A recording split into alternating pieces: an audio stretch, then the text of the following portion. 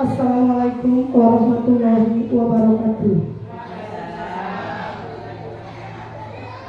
Pertama-tama, marilah kita panjatkan puja dan puji syukur kehadirat Allah Subhanahu wa Ta'ala yang telah memberi kita kesehatan sehingga kita dapat berkumpul dalam acara di pagi hari ini, yaitu destinasi budaya positif yang akan dipaparkan oleh Ibunda Citra Dewi SPDSD dalam rangka calon guru penggerak angkatan 9. Pada pagi hari ini segera kita mulai. Tak lupa pula salawat dan salam kita curahkan kepada Nabi besar kita Muhammad Sallallahu Alaihi Wasallam yang telah membawa kita dari alam kegelapan menuju alam yang terang benderang, seperti yang kita rasakan di pagi hari ini. Langsung saja kita dengar bersama-sama paparan dari Bunda Citra Dewi SPDSD. Waktu dan tempat disilakan.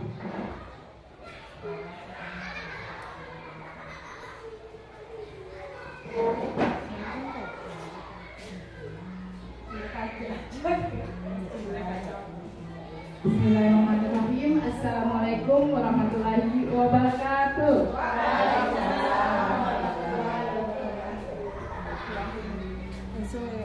Apa kabar bunda-bunda hebat? Mendengarkan sedikit supaya mungkin ada ngantuk, ada apa sedikit ya, saya cerahkan sedikit untuk ILM-nya. Biasa guru penggerak kami di Loka hanya banyak ILM-nya, tapi mungkin di sini kita hanya hanya guru penggerak saja. Seperti yang kita lakukan kemarin, saya lakukan guru penggerak, bergerak, bergerak, menggerakkan. Bisa ibu? Ya. Bisa bunda ya? Coba ya. Guru penggerak, bergerak, bergerak, menggerakkan. Ya, mudah-mudahan insya Allah kami nanti lulus sebagai guru penggerak. Sekarang sudah ada angkatan 11 ya, nanti ada sudah bapak-bapak ibu ya yang mendaftar, sudah ada angkatan 11. Nah jadi guru penggerak ini ada banyak manfaatnya luar biasa. Jangan ada poin ke-10-nya, jangan kita bisa nanya. Tapi ilmunya yang sangat kita manfaat untuk penerapan kita ke sekolah, ke siswa itu yang utama. Nah jadi ini ada saya berdiri di sini. Tugas saya sebagai calon guru penggerak modul 1.4. Ini saya sudah masuk ke modul 1.4 dalam diseminasi budaya positif. Nah jadi saya ini akan memaparkan tentang budaya positif. Ya, dimana tujuan pembelajaran menurut Ki Hajar Dewantara itu modul 1.1 Bapak Ibu saya. Filosofi Ki Hajar Dewantara itu modul 1.1. Tapi beliau di sini tujuan pendidikan kita ambil dari Ki Hajar Dewantara sebagai bapak pendidikan kita. Jadi inilah yang kita terapkan sampai saat ini tujuan pendidikan beliau. Jadi menurut pemikiran Ki Hajar Dewantara, jadi tujuan pendidikan adalah menuntun. Jadi segala kodrat yang ada pada anak agar mereka dapat mencapai keselamatan dan kebahagiaan yang setinggi-tingginya, baik sebagai manusia maupun sebagai anggota masyarakat. Oleh sebab itu, pendidikan itu hanya dapat menuntut tumbuh atau hidupnya kodrat yang ada pada anak agar dapat memperbaiki lakunya dan tumbuhnya kekuatan kodrat. Nah, jadi Bapak Ibu sesuai dengan tujuan ini, jadi anak ini tujuan pembelajaran sebagai menuntun. Di sini kita harus melihat kodrat alam dan kodrat zaman. Ada dua tujuannya, kodrat alam dan kodrat zaman. Jadi alamnya itu sesuai dengan dari keluarga. Jadi pendidikan yang datang dari keluarga, terus kodrat zamannya bagaimana siswa tersebut, anak-anak tersebut berpendidikan dalam zamannya itu. Jadi zaman yang kita sekarang dengan zaman yang kita kemarin itu berbeda. Beda pakai Ibu? Jelas berbeda. Di waktu dulu kita belum ada canggih seperti HP, internet belum ada. Jadi sekarang ini sudah modern. Jadi pendidikan yang kita terapkan pada anak-anak kita sekarang kita sesuaikan dengan zamannya. Mantap. Kita sesuaikan dengan zamannya. Jadi jangan kita tirukan yang kemarin, tapi dengan zamannya. Jadi alur pendidikan itu kita sesuaikan dengan zamannya anak-anak. Jadi begitu menurut Sehaja Dewantara. Terus berikutnya, budaya positif. Budaya positif di sekolah itu nilai dan kebiasaan di sekolah yang berpihak pada murid agar mereka dapat berkembang menjadi pribadi yang kritis, penuh hormat dan bertanggung jawab sesuai dengan profil pelajar Pancasila. Siapa yang masih ingat? Ayo anak ibu, profil pelajar Pancasila sekarang kita itu apa? Ada berapa profil Pancasila? Ada 6. Belajar Pancasila, beriman dan bertakwa pada Tuhan yang Esa dan berakhlak mulia, bekerja global, gotong royong mandiri, kreatif dan bernalar kritis. Ada berapa ibu?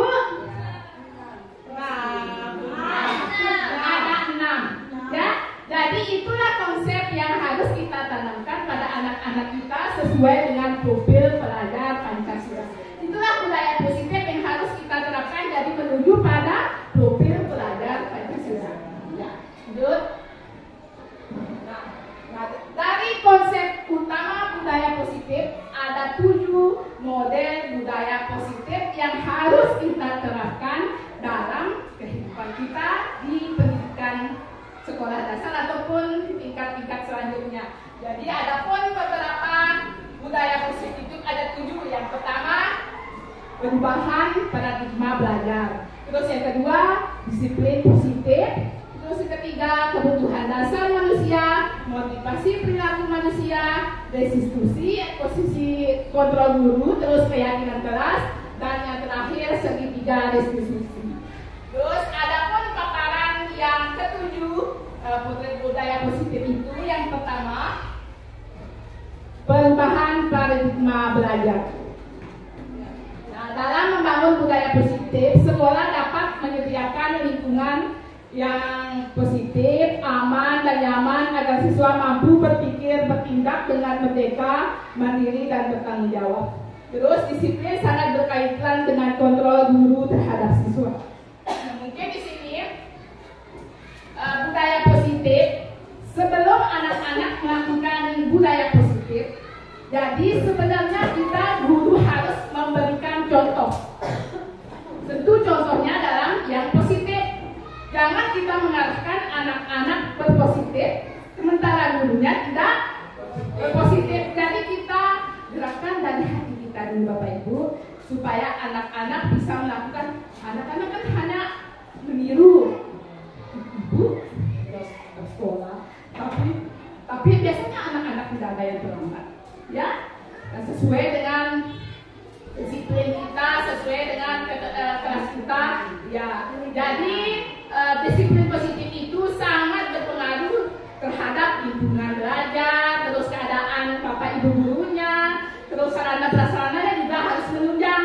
Nah, jadi dari penerapan budaya positif itu harus setiap hari kita kembangkan. Kita harus jangan bosan-bosan untuk mengarahkan ke anak kita untuk berperilaku yang positif. Misalnya contohnya, nah misalnya dari rumah sebelum berangkat ke sekolah harus berpamitan dulu kepada orang tua. Itu adalah contoh budaya positif dari segi keluarga. Belum nanti datang ke sekolah, nanti masuk ke sekolah berpamitan, bersalaman ke rekan-rekan, begitu juga dan seterusnya. Itu salah satu contoh budaya positif yang bisa kita terapkan dari setiap apapun dulu, baru ke tingkat-tingkat yang selanjutnya. Jadi itu harus kita bimbing mereka supaya nanti dengan terbiasa mereka melakukannya. Jadi itu adalah menjadi kebutuhan mereka belajar dengan disiplin. Nah, nanti masuk kelas dengan semua teman-teman dan guru akan berperilaku yang baik. Ya, terus yang selanjutnya yang ketiga, ya disiplin positif. Nah, kemampuan memberi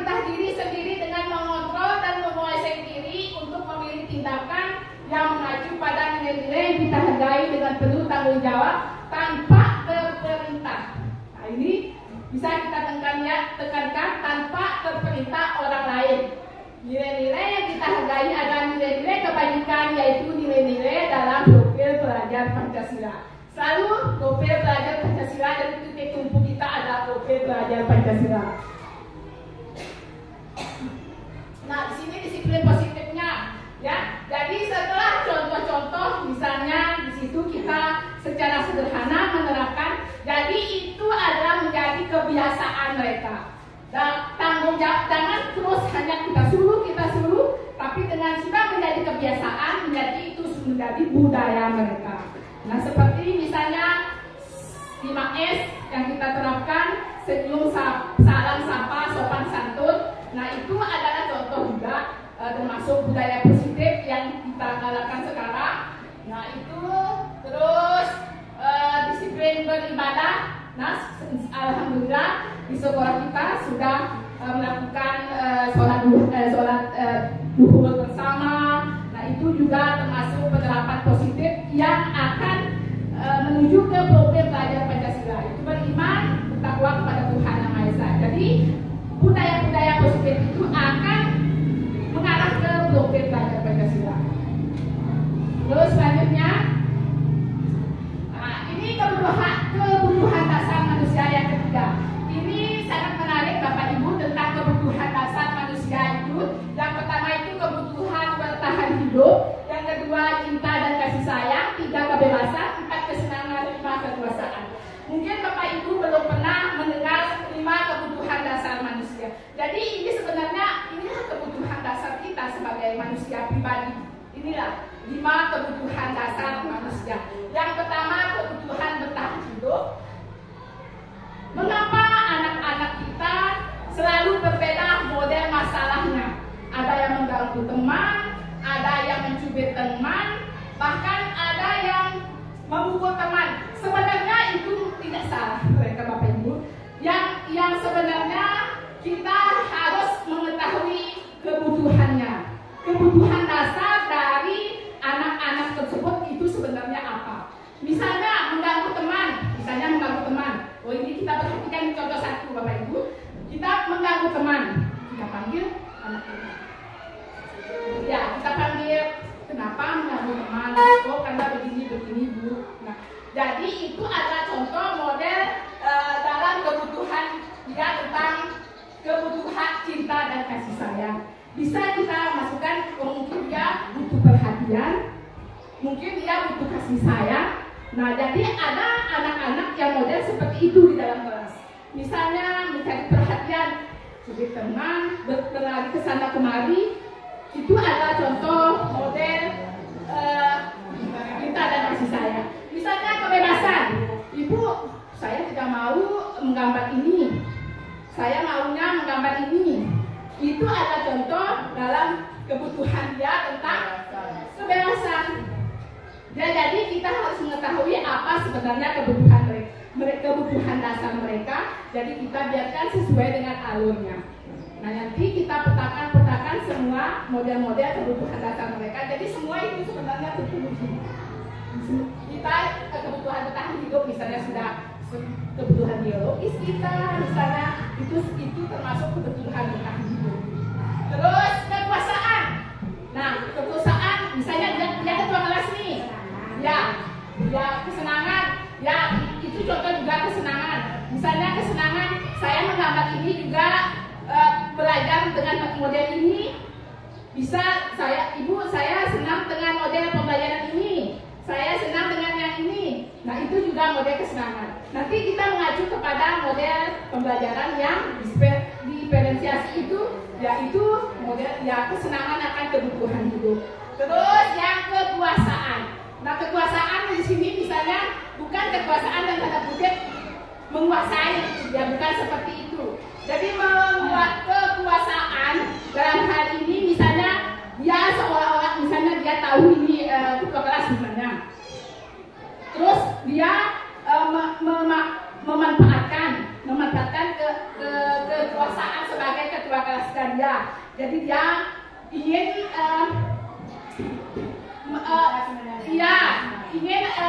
seolah-olah dia yang ingin berkuasa. Ya, berkuasa. Tapi berkuasanya dalam hal saya tebu sebagai ketua kelas. Saya lah Bu yang misalnya yang mengambil alih semua teman-temannya karena dia merasa sebagai ketua kelas jadi dia punya kekuasaan. Jadi itulah kebutuhan dasar yang sudah mereka terapkan. Jadi berarti dia ini kebutuhan dasarnya tentang kekuasaan. Jadi begitu Ibu bisa dipahami. Intinya tetap berpihak pada siswa. Ya, tetap. Ya, jadi tetap kita mengacu pada tujuan pendidikan kita BHK Dewantara tetap menuntun segala kodrat yang mereka miliki. Selanjutnya, nah jadi kita ketika seorang murid melakukan sesuatu perbuatan yang bertentangan dengan nilai-nilai kebajikan atau melanggar peraturan, hal itu sebenarnya dikarenakan mereka gagal dalam menuntun kebutuhan dasarnya. Jadi ketika tidak terpenuhinya kebutuhan dasar, misalnya dalam kasih sayang tersebut, maka timbullah kegiatan-kegiatan atau peristiwa-peristiwa yang sebenarnya tidak kita inginkan. Nah itu sebenarnya. Jadi misalnya dia kurang kasih sayang di rumah, terus dibawa ke sini mencubit, berarti dia adanya kurangnya kasih sayang. Nah jadi itulah perhatian kita sebagai guru untuk menyimak peka terhadap kebutuhan dasar yang akan kita penuhi di sekolah ketika di rumah belum terpenuhi.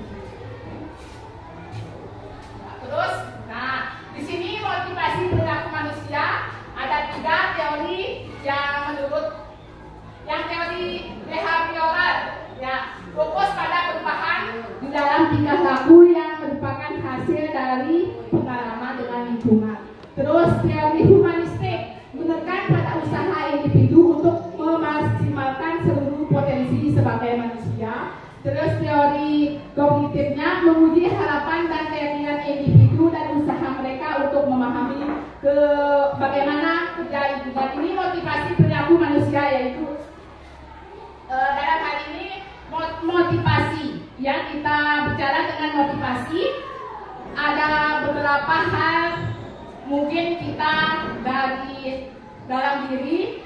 Apabila tidak kesadaran yang kita tumbuhkan dalam diri pribadi kita, tidak mungkin akan tergerak kalau tidak kita bangkitkan motivasi itu dalam diri kita sendiri. Jadi kita bergerak itu harus motivasi dari dalam, misalnya intrinsipnya ya, dari dalam motivasi terhadap lingkungannya. Jadi itu selalu berhubungan dalam diri terus bekerja sama dengan lingkungan. Jadi hal itu akan menjadi motivasi terus menjadi keterbiasaan menjadi budaya. Ya mungkin motivasi seperti itu. Dan terus yang kelima, restitusi posisi kontrol guru. Nah di sini ada 5 posisi kontrol kita sebagai guru. Yang pertama penghukum, pembuat rasa bersalah, terus sebagai teman dan pemantau dan manajer. Nah sebelum saya memaparkan sedikit kontrol 5 guru ini, Bapak Ibu, yang harus ada pada diri kita ini kira-kira dalam pemaparan Ibu Ade Mariani tadi, ya, kira-kira menurut Bapak Ibu terus juga posisi apa? Posisi kontrol yang sebagai penghukum atau pembuat rasa bersalah, teman, pemantau, atau manajer? Kira-kira yang mana? Sebagai teman, ada yang lain? Sebagai penghukum. Sebagai apa? Semua? Ada yang teman, ada yang penghukum, ada yang lagi? Pemantau? Ya, pemantau. Ya, saya paparkan sedikit saja. Ya, bagaimana Ibu? Ya, kita naikkan ya sebagai pemantau. Ya, jadi kelima posisi tersebut sudah kita jelaskan sedikit. Terus yang sebenarnya yang ada pada diri seorang guru adalah posisi manajer. Ya, bukan penghukum, bukan yang keempat. Jadi seharusnya adalah dalam posisi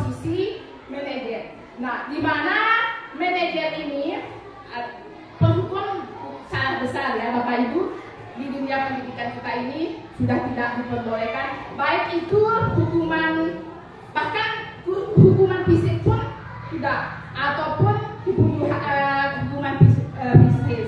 Jadi kata-kata itu tidak boleh ya. Nah jadi manajer itu yang lebih utama. Jadi dalam manajer ini adalah contoh permasalahan di mana anak-anak itu kita panggil, terus dia akan mencari solusi, mencari penyebab permasalahannya, terus dialah yang mencari solusi permasalahannya. Dengan sendirinya mereka mencari, menemukan, terus memecahkan masalahnya sendiri. Bukan hanya kita mengarahkan saja. Jadi mereka yang menemukan solusinya bagaimana, mereka akan menemukan bagaimana. Misalnya tadi katakan terlambat ya Bapak Ibu, misalnya datang terlambat, jadi kita panggil, jadi menanyakan kenapa anak datang terlambat. Oh karena main HP atau terlambat bangun tidur. Oh jadi begitu ya. Terus untuk tidak terlambat lagi harus bagaimana? Nah jadi mungkin mereka, oh ibu stop main HP, stop lama tidur. Jadi itu mereka memecahkan masalahnya sendiri. Nah jadi posisi manajer itu adalah posisi yang kita terapkan dalam mengatasi masalah anak. Setuju ya Bapak Ibu ya? Ya lanjut. Nah ini rasa bersalah tadi. Oh teman, coba lihat posisi teman. Nah ada Bapak Ibu dulu posisi teman. Nah posisi teman ini yang ketiga. Posisi teman ini baik juga, bukan dalam hal tidak. Nah jadi ini posisi teman ini mereka, ayolah bagaimana sih kamu anak. Nah jadi nanti dia ini seolah-olah sebagai teman, jadi nanti dia akan mengulang lagi, oh nanti ada ide membela. Nah jadi dengan kata-kata itu dia akan terbiasa dibelain. Oh jangan begitu anak ya, sudah jangan begitu ya. Jadi hal seperti itu sebenarnya tidak boleh sebagai guru. Apalagi misalnya kita menunjuk-nunjuk, tidak boleh. Itu sebagai penghukum. Itu penghukum secara bukan fisik ya, psikis. Menunjuk itu sebenarnya tidak boleh. Kenapa kamu ini tidak terlambat? Ya itu sudah kita terapkan sebenarnya. Lanjut. Ya. Terus, tentang keyakinan kelas kita. Keyakinan kelas. Jadi ini ada budaya positif yang saling keterkaitan, saling berhubungan antara budaya yang dari pertama 1, 2, 3 sampai ke 6 ini adalah tentang keyakinan kelas ini, saling berhubungan. Nah jadi keyakinan kelas ini dalam melakukan budaya positif tadi, ya sebenarnya ini keyakinan kelas akan kita lakukan sebelum tahun ajaran. Sebelum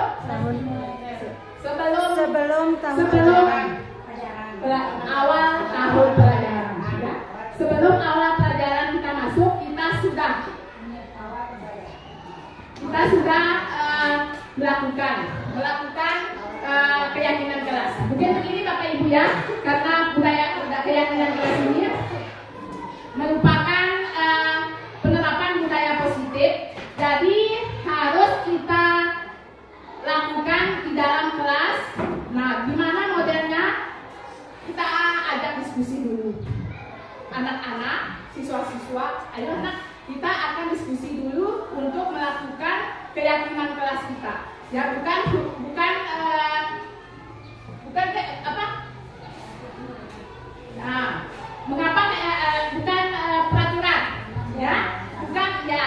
Dalam kaitannya sebenarnya sama. Peraturan dengan keyakinan, tapi keyakinan ini dalam halnya bisa untuk dalam diri mereka yang telah mereka kesepakati, mereka dengan yang buat bersama. Jadi keyakinan ini atas kesepakatan bersama. Mereka yang mengusulkan, mereka juga yang akan menjalankan, dan mereka yang akan menerapkan, menyetujui, terus mereka yang akan menerapkan dalam kehidupan kelasnya.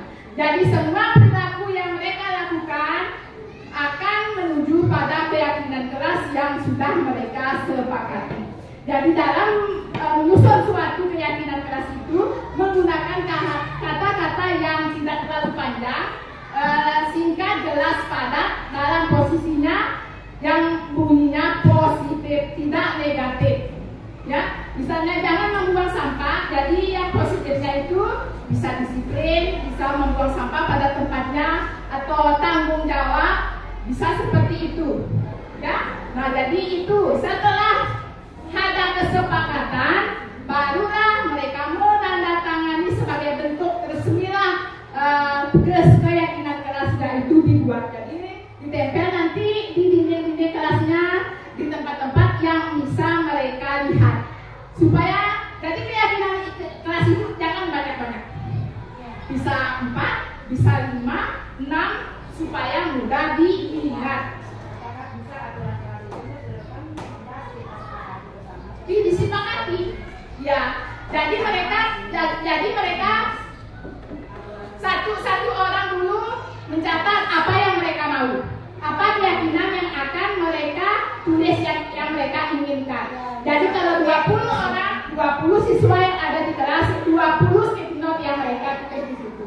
Ya, nanti kita jaring semua, yang satu persepsi kita satukan. Jadi terlahirnya 4, 5, 6 saja mungkin ya dalam keyakinan kelas itu, supaya mereka dapat mengimplementasikan, supaya mereka dapat mengingat dan melaksanakannya di dalam kelas. Bisa dipaham sampai sini Bu ya? Kita lanjutkan. Terus yang terakhir, ya, tentang segitiga restitusi. Ini adalah penutup dari kegiatan penerapan positif, budaya positif dalam melakukan segitiga restitusi. Dalam segitiga restitusi ini, bagaimana dalam segitiga? Nah, segitiga ini yang pertama itu menstabilkan identitas, yang kedua validasi tindakan yang salah, terus yang ketiga meyakini keyakinan. Nah, ini ada kaitannya dengan pembuatan keyakinan kelas tadi.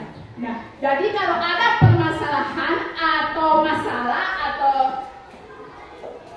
anak-anak ya, masalah anak-anak setiap hari ya kita rasakan, yang entah bertengkar, entah apalah ya, sebagai masalah kita dulu di sekolah, yang menimbulkan, ya akan membuat nanti pemecahan masalah. Jadi kita sebagai guru akan menerapkan model penerapan segitiga restitusi ini. Nah, jadi kita dalam sehari-hari kita menerapkan ini segitiga untuk mengatasi masalah anak-anak kita. Contoh satu, misalkan Bapak Ibu saya minta, misalnya masalah di dalam kelas itu apa? Masalah satu saja, misalnya apa? Ya Ibu Eva? Membawa mainan yang tidak seharusnya ke sekolah. Ya, membawa mainan. Ada lagi masalah yang terjadi, sering bolos, ya. Tidak mengerjakan PR, ya. Mungkin tidak ya. Kita ambil misalnya tidak mengerjakan PR, ya. Misalnya kita ambil, kita panggil anaknya. Terus ada segitiga restitusi ini yang nantinya akan kita terapkan pada anak ini. Yang pertama itu menstabilkan identitas. Pertanyaan-pertanyaan yang akan timbul dari kita sebagai guru ke anak didik yang tadi tidak mengerjakan PR-nya itu, misalnya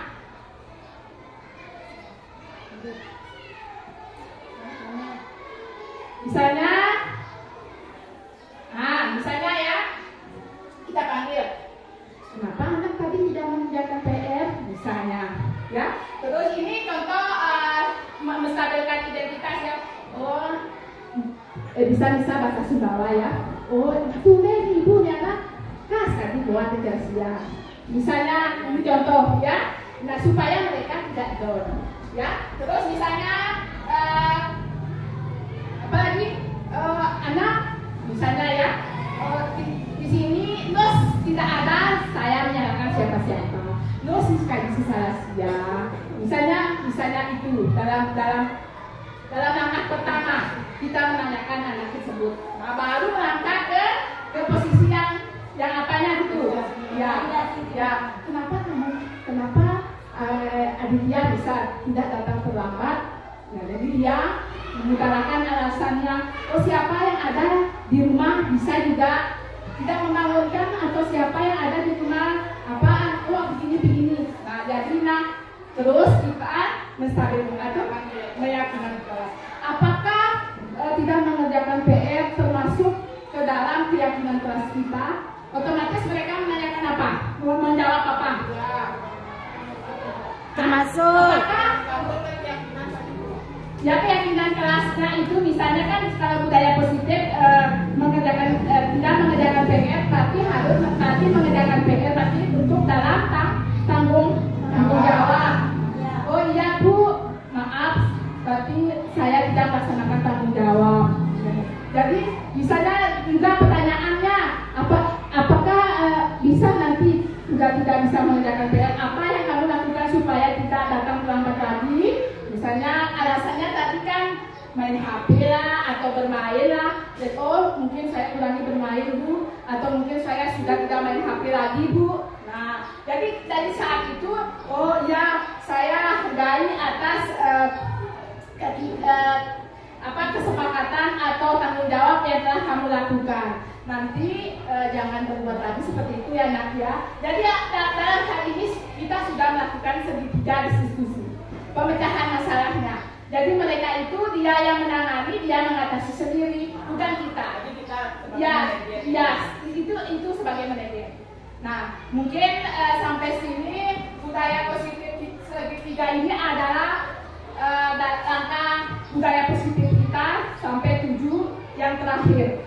Yang mungkin dalam pemaparan saya ini ada beberapa Bapak Ibu yang masih kurang atau masih ada tanda tanya tentang yang kurang, saya belum paham, bisa ditanyakan atau 1-2 pertanyaan. Ya, silakan Ibu. Terima kasih atas kesempatan yang diberikan kepada kami. Perkenalkan nama saya Yuniati SD dari kelas 6A. Luar biasa ya pemaparan dari Ibu dari SD. Tadi saya ketemu dengan pemaparan tentang keyakinan kelas. Berarti keyakinan kelas dari masing-masing kelas dari kelas 1 sampai kelas 6 itu kita mesti sama ya, kita mesti sama. Kemudian dan keyakinan kelas itu harus jangan banyak-banyak. Paling tidak 4 atau 5. Berarti tidak mestinya harus sama. Terima kasih. Assalamualaikum warahmatullahi wabarakatuh. Terima kasih atas pertanyaan yang kami sampaikan Ibu Yuniati. Saya jawab singkat saja. Nah, sesuai dengan pemaparan saya, keyakinan kelas itu dibuat dari awal tahun ajaran baru. Jadi semua kelas baik dari kelas 1 sampai kelas 6 itu dibuat. Nah, jadi pembuatan keyakinan kelas itu dibimbing oleh Bapak dan Ibu guru sesuai dengan tingkat kelas mereka. Kelas 1 harus perlu bimbingan karena mereka itu perlu kita bimbing dengan cara menentukan keyakinan mana. Jadi kita perlu mengarahkan mereka bagaimana cara membuat keyakinan yang dalam bentuk positif. Nah, kalau kelas tinggi, anak begini jangan dalam misalnya jangan membuang sampah, jangan mengganggu teman. Nah, jadi kalau kelas 1 butuh bimbingan yang ekstra supaya mereka bisa mengarahkan ke kata yang positif, yang pendek-pendek saja. Nah, jadi begitu Ibu ya. Jadi penerapannya dari kelas 1 sampai 6 sebenarnya harus dilakukan dari kelas 1 sampai kelas 6 di awal tahun pelajaran. Mungkin ada yang lain? Ya. Mungkin Bapak Ibu sampai di sini pemaparan tentang diskriminasi ke budaya positif saya. Mudah-mudahan apa yang saya terapkan ini bisa bermanfaat bagi diri saya dan bagi Bapak Ibu semua. Terima kasih atas kesediaannya. Billahi taufiq wal hidayah. Wassalamualaikum warahmatullahi wabarakatuh. Itulah tadi pemaparan sekaligus penjelasan dari Ibu Citra dari SPDSD. Semoga apa yang telah disampaikan oleh beliau dapat bermanfaat bagi kita semua dan dapat kita terapkan pada pembelajaran baik di kelas maupun di lingkungan sekolah. Ya, sebelum kita tutup acara ini, marilah sama-sama kita melafazkan hamdalah. Alhamdulillahirabbil alamin. Wassalamualaikum warahmatullahi wabarakatuh.